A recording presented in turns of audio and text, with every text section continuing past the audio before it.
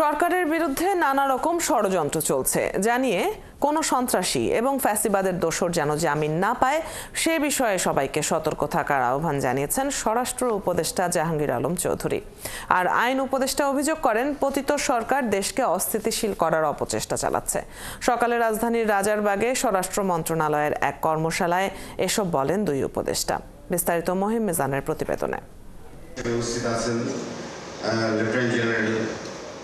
দেশের পরিবর্তিত পরিস্থিতিতে মানবাধিকার ও পরিবেশের উপর গুরুত্বসহ আইন প্রয়োগ বিষয়ক কর্মশালার আয়োজন করে স্বরাষ্ট্র মন্ত্রণালয়।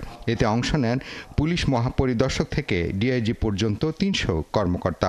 এই কর্মশালায় উপস্থিত হন স্বরাষ্ট্র, আইন ও গৃহায়ন ও গণপূর্ত উপদেষ্টা। যেন বিচার বহির্ভূত হত্যাকাণ্ড না ঘটে। কর্মশালায় গণপূর্ত উপদেষ্টা জানান, মানবাধিকারকে সমুন্নত রেখে কাজ করতে হবে আইন শৃঙ্খলা বাহিনীকে। শুধু আইন শৃঙ্খলা বললেই তো আর হবে না, যে আইন শৃঙ্খলা রক্ষাকারী প্রতিষ্ঠানের সংস্কার দরকার, ব্যাপকভাবে দরকার বিচার বিভাগের, ব্যাপকভাবে দরকার প্রশাসন, সমস্ত সেক্টরেই সংস্কারের দরকার, কারণ সমস্ত সেক্টরকে ধ্বংস করে দেওয়া হয়েছে। আইন উপদেষ্টা জানান, আইন শৃঙ্খলা বাহিনীর স্বাধীনভাবে দায়িত্ব পালন করার ভেতর দিয়েই শেষ হবে মবতন্ত্র।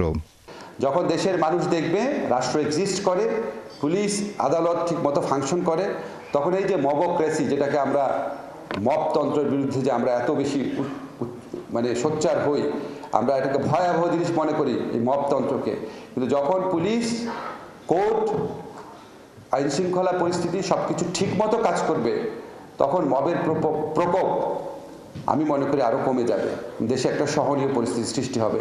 কর্মশালায় কোনো সন্ত্রাসী ফ্যাসিবাদের দোষর যাতে জামিন না পায় সে বিষয়ে সতর্ক থাকার আহ্বান জানিয়েছেন স্বরাষ্ট্র উপদেষ্টা।